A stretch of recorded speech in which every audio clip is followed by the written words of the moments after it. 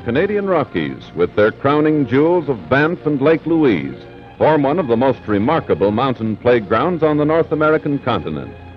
They offer 600 square miles of majestic alpine scenery with sky-piercing, snow-crested mountains and glaciers, great canyons, and sapphire lakes.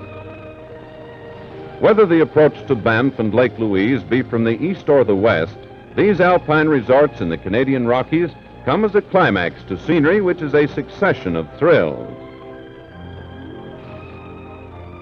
Here in a valley flanked by lofty peaks await new and different experiences. Banff stands at the junction of the Bow and Spray rivers in one of the world's most impressive settings. Here is swimming at its best, tennis, fishing, hiking, trail riding, and mountain climbing to the top of the world. Some people are content to explore the peaks from a hotel balcony.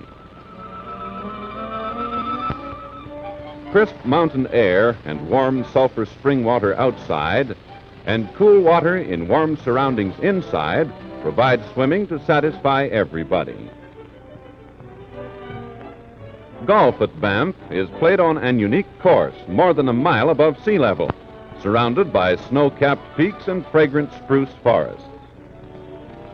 Each hole is a challenge to the ordinary golfer's skill or a flair for convincing alibis. Golf Week here is one of Canada's leading sporting events, attracting the best amateur players. What is there here that cannot be found at any country club? The answer is, of course, the Skyline Ride and the mighty peaks of the Rockies that cease to be merely distant pictures, but provide the wild setting for exciting trails.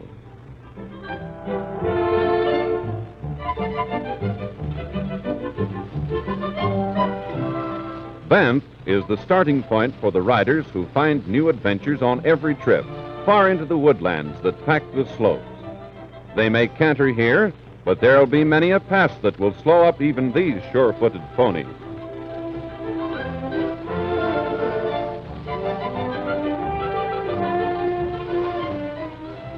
In the foothills at the Morley Reserve, the primitive, colorful past lives again to the beat of the tom-tom. These are braves of the Stony tribe, and they cling to their traditions. Except that this practical mother dresses her papoose in the latest mail-order styles for babies. Then to the trail again. Amateur explorers and professional guide have many miles to ride to reach Banff in the valley before darkness descends upon the mountain.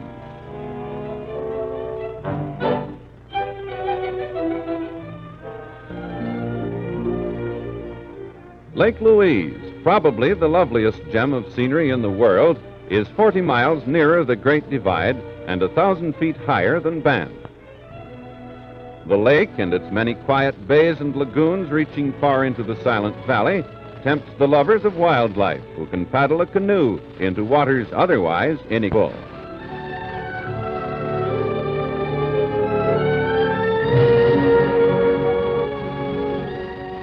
On all sides, almost every type of game in the Indian wilderness abounds, from the smaller animals to the majestic moose.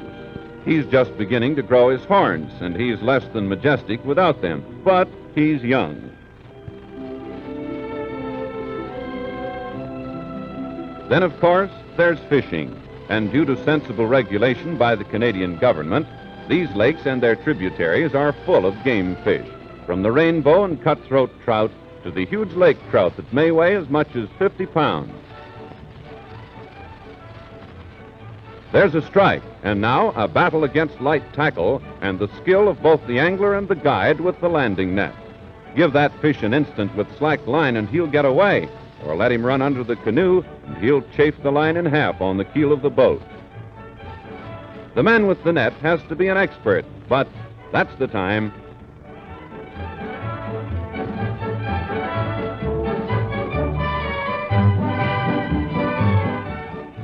The best part of fishing is the feast that follows, as soon as the guide has everything unpacked and can prepare that big rainbow trout. Isn't he a beauty? The rest of the catch isn't bad. In fact, it's the bag limit. Imagine the aroma of balsam chips blazing, the thin blue smoke from bacon fat, and the rainbow trout sizzling to a golden brown. No millionaire could buy all this in any restaurant on earth.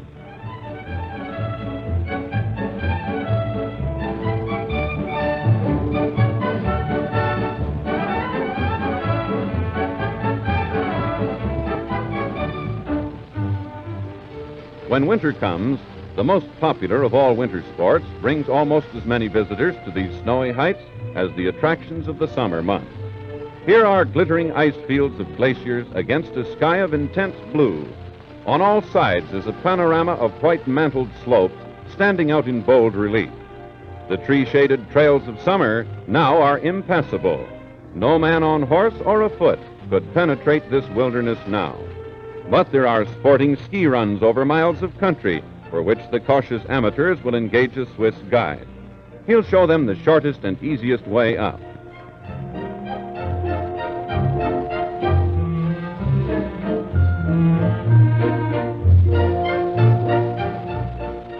They need a rest and refreshment after following him on these slopes. Already the effort is justified by the magnificent panorama, although there is more climbing ahead. The guide of this party is really going upstairs to the top floor. If the amateurs don't quite live up to the first real test, the guide will take them down the less dangerous slopes where reputations may be sprained but not limbed.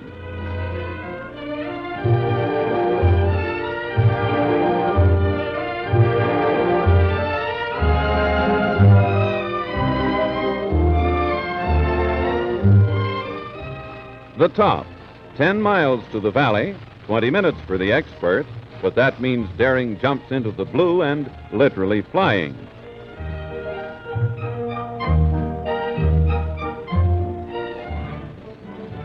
There they go with the guide in the lead. There are many runs where terrific speed is attained with perfect safety, so smooth is the snow and so expert the guide in avoiding those hidden obstructions that can bring disaster.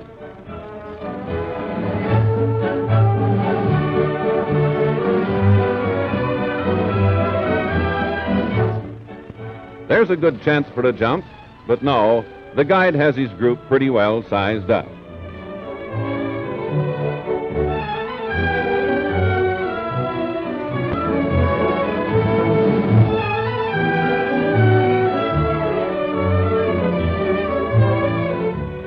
They have only a few spills, and they'll remember this run as a thrilling high spot of the entire winter season.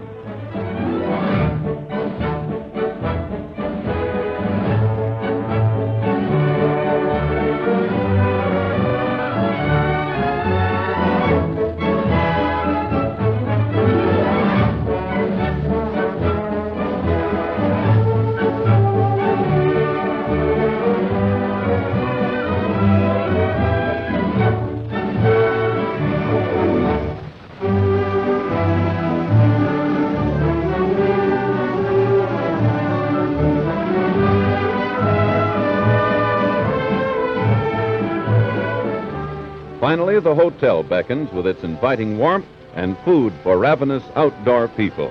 Here is found the guarded inner world.